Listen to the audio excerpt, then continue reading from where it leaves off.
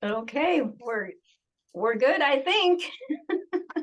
Hey everyone, and all you sensitive, beautiful souls out there. Welcome to Surviving to Thriving, where we address how to move from struggle and just barely surviving sometimes in a world that's just too big, too fast, too busy, too loud, in some ways just too much, and finding a place of calm and actually thriving as highly sensing people.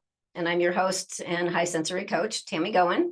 And as always, I'm just so glad to have you here with me. And, it's my vision that every highly sensing person will stop hiding and feeling wrong, playing small, and stop trying to be less sensitive and come to really honor the amazing benefits and the amazing skills that we have, from being highly sensing, and really embrace that nature so they can be gentle yet strong forces in the world.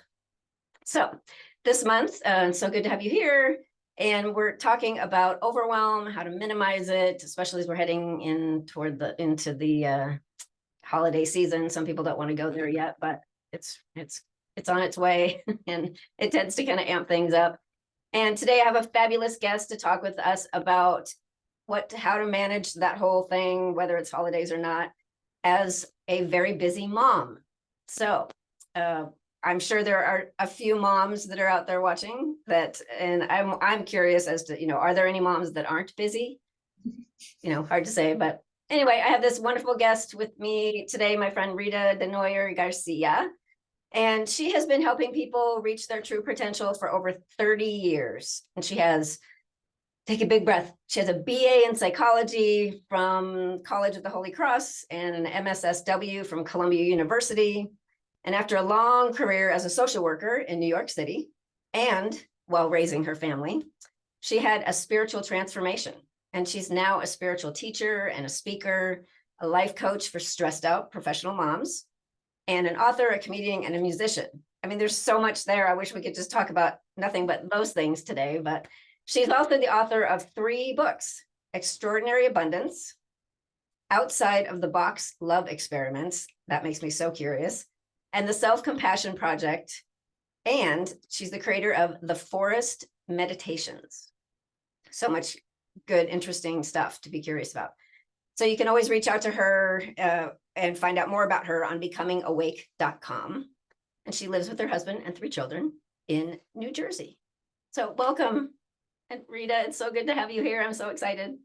Thank you so much, Tammy. I so appreciate it. And I loved your introduction of what you do with people with highly sensitive people, because I'm like, yeah, I was just like, yes, yes, don't tamp it down, embrace it. I love that. Yeah.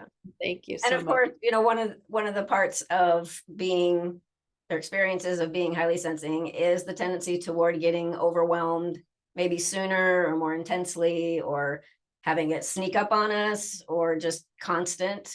So that's why I decided to focus on that this month. And I love that you work with stressed out professional moms, because, first of all, like I said, I mean, what moms aren't busy? And these days, are there any moms that at some point aren't really feeling quite stressed? Yeah. So it's fabulous that you have that specialty area and can help so many moms to navigate that, whether they're highly sensing or not. But if they are highly sensing, they're even more likely to be experiencing a lot of this stuff. So, and Absolutely. I am not a mom, so there's going to be all kinds of questions that I'll have, or that other people might have, or whatever, that, because I just can't answer. I've worked with kids for a lot of my career, and even doing parenting type stuff, but from a place of understanding children and not being a parent. So it's great to have that aspect, added to the show. So would you mind just starting with a little bit of a background? How did you get to where you are from? I mean, I totally understand the whole psychology background and doing all of that work and then making a shift, but what was that like for you? Well, like a lot of coaches, I had my own crisis that I had to dig myself out of. And my crisis was raising 3 children, 4 and under, while I was trying to build a business, because apparently I wasn't busy enough. I need, Right. That's what my mind's going, really? yeah, yeah. Just throw some It more on seemed there. like a good idea at the time, Tammy. Yeah. So I was doing that, and my mom had 6 kids, so I kind of felt like, well, if she could do all the stuff she did with 6, I could do this, no problem. And it wasn't going well at all. It was kind of a disaster. And even my husband was saying, "Are you having fun with this?" And I'm like, "Oh yeah, I'm totally having fun. Totally having fun." Like complete denial that this is not working. And one day, in the business that I was working in, we had a come to Jesus meeting, and it was, this is, if you don't start closing clients, we're gonna basically take all the leads away from you because you're not using them correctly or whatever. We can't waste this money. And I remember muting the phone and sitting on the floor and just crying because I was trying so hard to save my family. I was trying to make $1 million, be a success, save my family, save my husband from having to work long hours. If I was a gazillionaire, then he could come home earlier and we could have beautiful dinners and, the barbecue. I had it all in my mind how I was going to save the whole family. And what I was doing was making everything worse, to tell you the truth. It didn't look so good. But anyway, so I had that moment where I was losing my grasp on that possibility, and all of my insecurities came in at once. It was, you are a failure, you're not good enough, you're not deserving, you're a terrible mother. Look at you, you can't even figure this out. It's been X amount of months and you're failing at it already. You don't know what you're doing. All of that stuff just all came in, all those voices. And I just thought, I don't know what to do. I have no idea what to do. I'm a complete failure. It's been proven. Here I am. And of course, my kids started crying because I had been, not really paying attention to them. And they saw me crying. So I'm sure that caused them some, like, what's going on? Mom's crying. This is not good. So we had a big cry fest in the afternoon that day.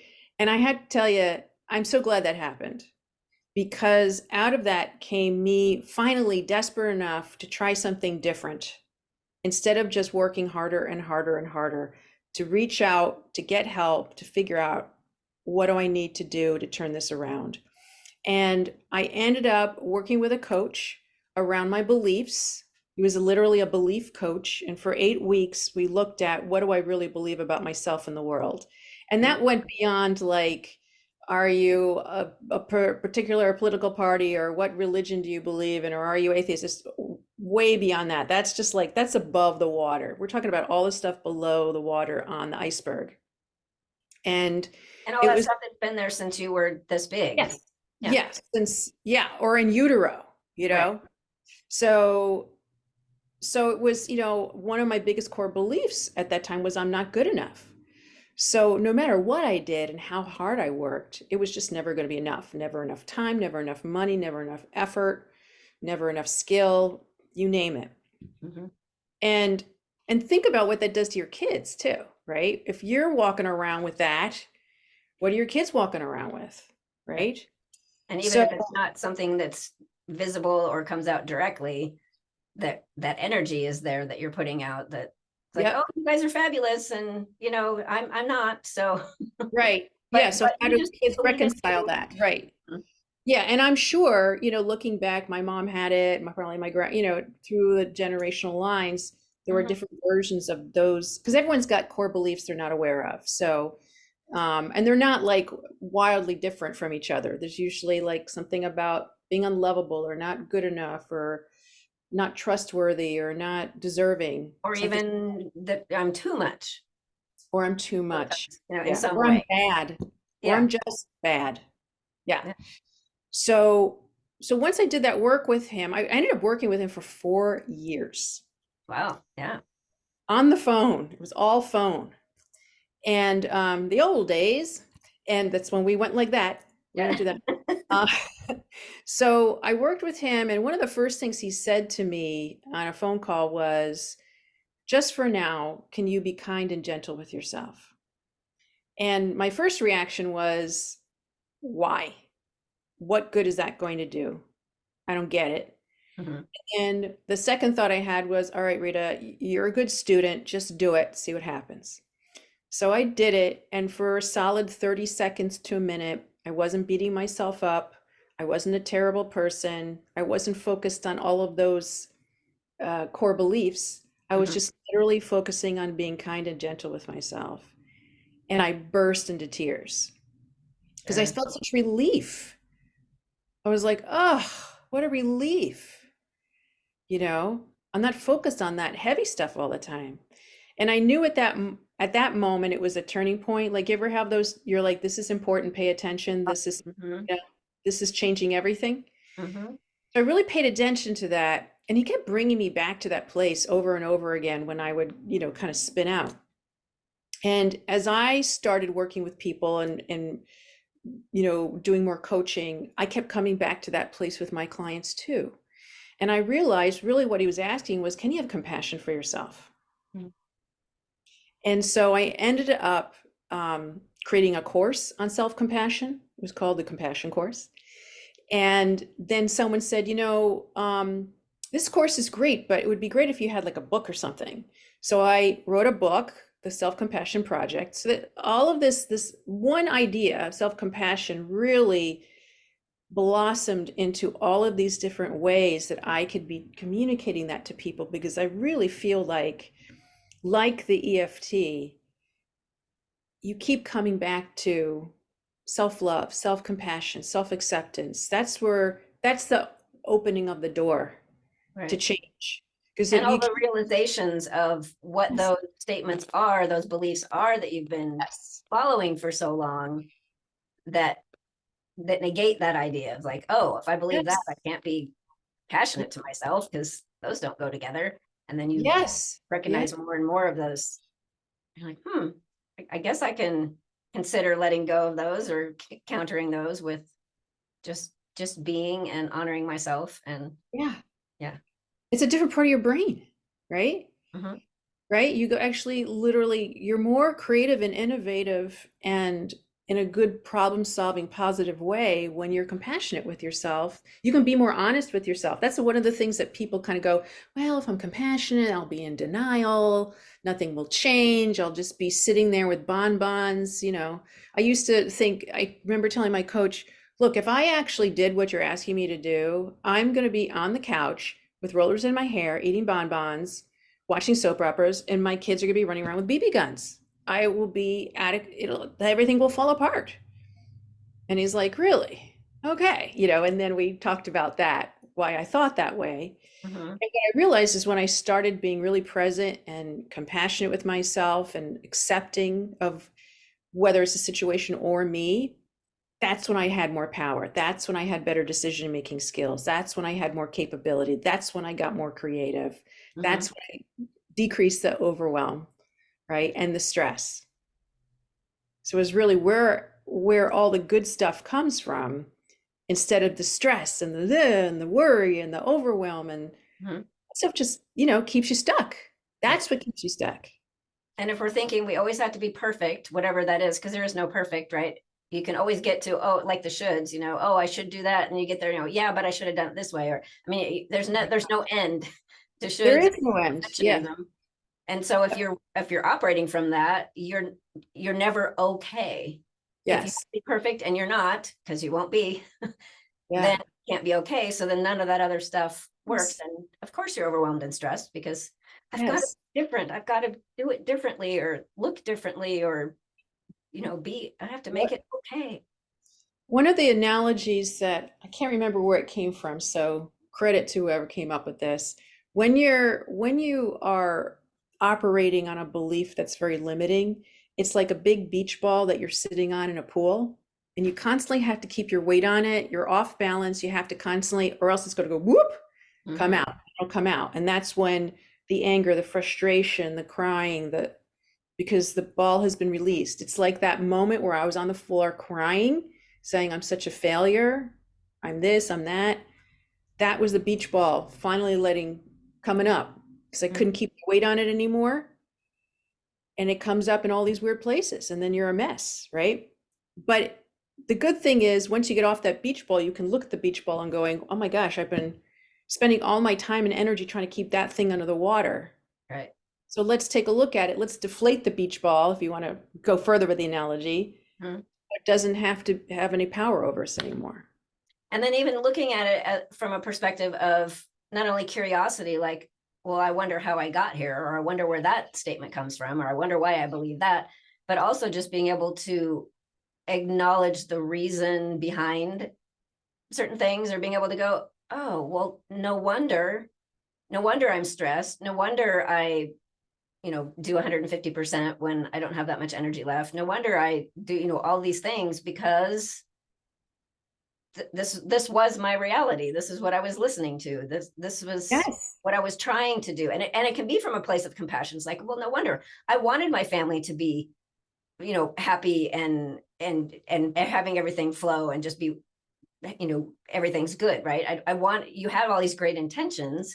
And if you're looking at it from that place of saying, oh, well, of course, that was my intention. That's what I wanted. So I can be compassionate with myself for that being the goal.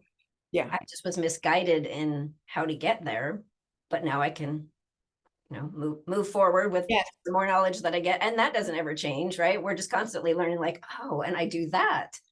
I can shift that. I wasn't even aware. And now, Yeah. now I can be. So yeah. Exactly. Yeah, if you have a tool, or if you have guidance, or you have help, then it gives you more, I feel like it gives you more confidence in looking at those things. I didn't have any of that until that time. Mhm. And because I didn't have it, I just was like, just push it down and just get it out of here. And I'll just keep running along so that I don't have to think about these core beliefs because I don't know what to do with them. Yeah. And if, I mean, one of the core beliefs can be this, or just if we don't have the experience with learning to access help and support. So, taking that step of working with a coach, that was the biggest step that you made, right? That's why I was so I give grateful. up. I'm Yeah. actually going to let someone help me with this. Yeah. Yeah. And everything shifted, right? But so learning to be in that place of saying, I want to be the perfect mom. I want to be the perfect spouse. I want, whatever. Maybe having some support with that Yes. actually helped me do that. And Yes. then I could be an even a better mom Yes. or spouse, but not seeing that as evidence of, oh, like you said, oh, I can't do this. Obviously, I have to get some help from someone, really? Right, right. There's that aspect of it Thing? too, is right. I'm such a failure that I can't even do Can't do it this by on myself. my own. Yeah. Well, I had also with my background, I was a social worker. That's my MSW. Mhm. And um and so that one of the things they require as a MSW is you have to be in therapy. So I knew it was good to get help. Mhm. Although even in that, there was an element of me that would say, well, it's good for other people to get help, but not for me, right? I shouldn't need it. Yeah. Right, right. Or if I need it, then how can I be a help of others if I need it? If I don't have it perfect, Mhm. how am I gonna? And what I've learned over the years is like, if you're a coach or a therapist or a practitioner, you better have help. Yeah. Because we Because guess what? all have blind spots, Yeah, coaches need coaches. all Or have things that we're not aware of, because we're really, wrapped up in that. That's how we live, according to a certain map, and that's what we know. And so unless something shakes us up to help us step outside of it, to yep. see it from a different perspective, we won't know that. Yeah, and I'm coming from a person who has complicated hair. I would never try to cut my own hair, right? Especially in the back. It would first of all, it would take me hours and hours. I'd probably be in tears and it would look horrible. You'd So have I to kind run to the of see that hospital as, at one point. yeah, so it's sort of like I wouldn't do my own surgery. I wouldn't try to take out my own fillet, whatever. So it's okay to have people helping you. And actually it makes me a better coach Mhm. because it allows me to go through whatever I'm going through and learn from it so that I can relate better and I can understand. I can really say, I know what you're talking about because I went through it. Yeah. So it's all good. I mean, that's one of the great things about being a coach is that you get to just live your life and discover things and get better, and then you get to share it. That's like just basically it. Right. And then as you learn things, you're like, oh, I can use this with my clients, but I have Yes, to do it first. I have that's to right.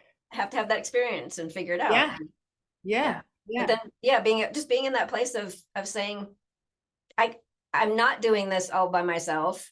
I'm yeah. choosing to not do it all by myself. I'm going to actually accept some help, some support in some Yes, way, And that actually is a strength, to be able to do that. Rather than Absolutely. just saying, nope, I got to handle it myself. I got to be strong. Yeah. Yeah. Yeah. Well, and that's another thing. Well, just since we're talking about the holidays, right? That's one of the biggest things that people have a hard time with, moms, is having other people help them. Even though they're overwhelmed, even though they're dreading it, even though they're hosting, I was one of those people who was like, no, no, I want to make all the food.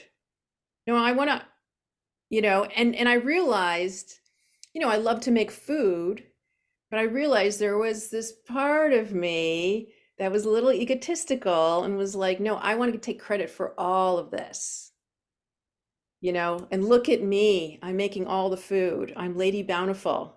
Mm-hmm. I'm not saying that's every mom. I'm just saying for me, that was when I had that realization, like, oh my God, it's becoming the Rita show instead of just, maybe I make the turkey and people bring the sides, or letting people bring in the firewood, or you go play with the kids while I do this. And over time, just, letting go of my ego a little bit around this stuff. Why am I making this hard for myself? Mm-hmm. Because I'm not having fun right now.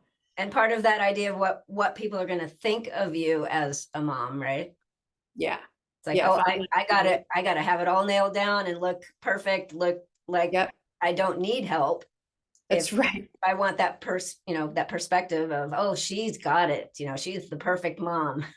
I mean, you and I are probably around the same age, but I don't know if you remember this commercial.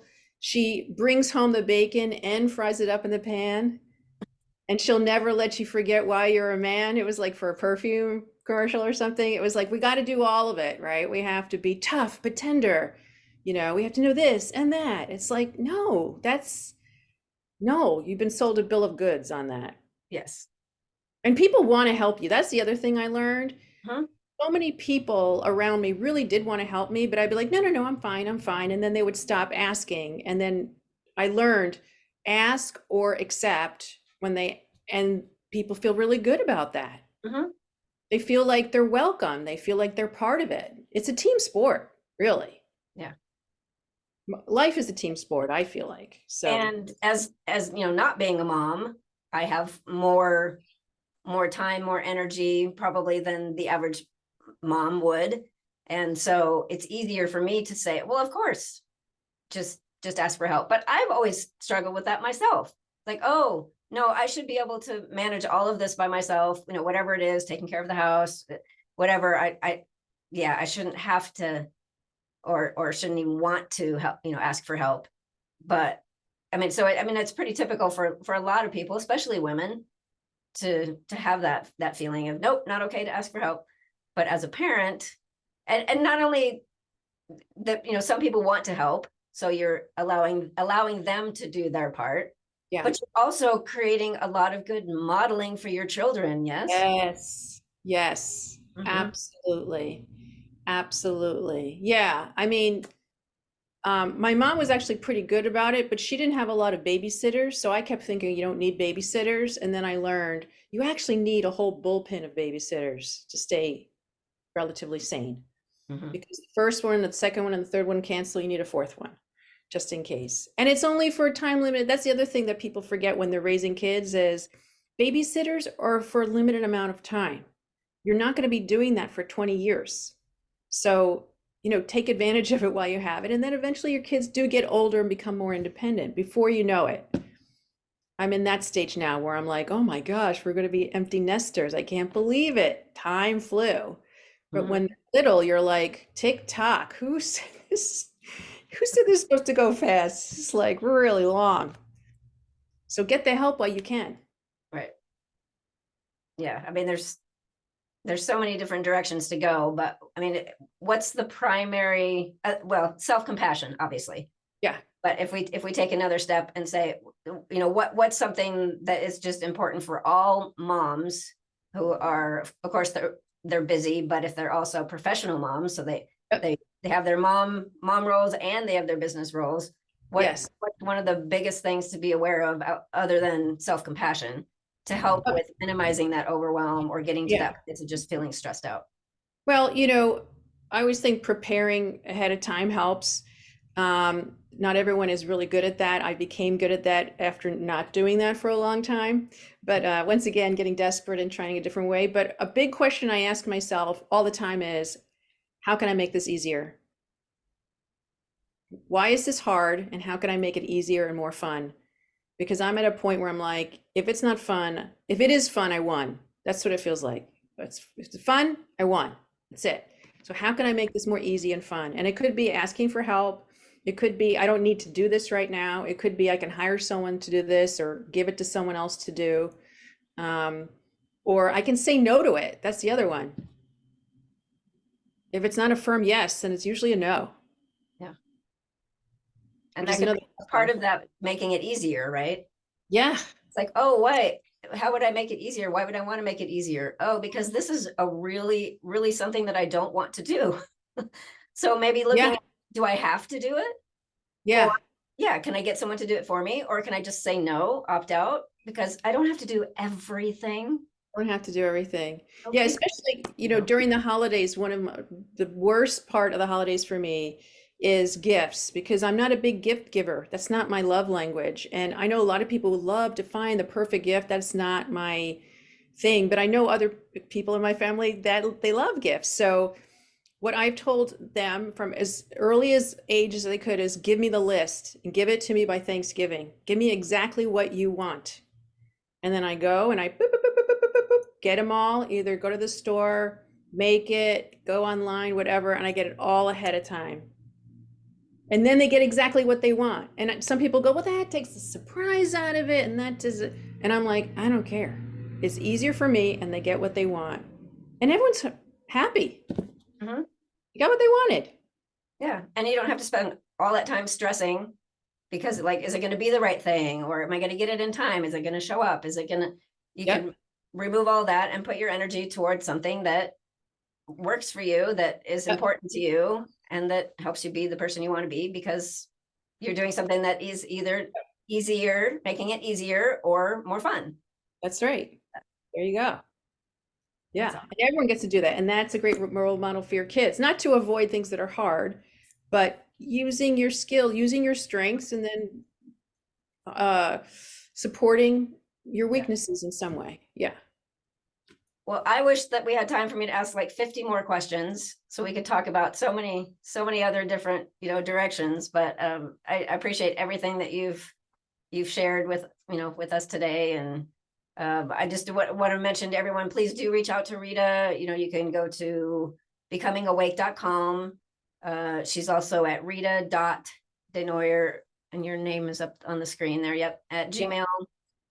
And then she also has a Facebook group, becomingawake.com also.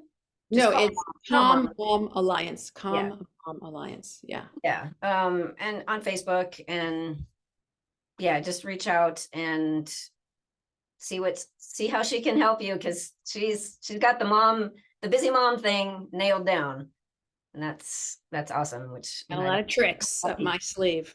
yes. And a lot of the stuff is similar to what I work with people on, all the time for high sensitivity. And of course, there are the highly sensitive moms who, have that extra piece of all of the things that would, any highly sensing woman would be experiencing. But on top of that, having all the mom stuff and all of those old patterns and beliefs about what it means to be a mom and all those expectations. So yeah, so do reach out to Rita, and thank you for being here as always. And do reach out to me if you'd like to connect. I'm on Linktree with just my name and all of the different resources I have there, and would love to connect going forward. And we will see you again next week. Thank you so much for being here. Thanks, Tammy. Thanks, Rita.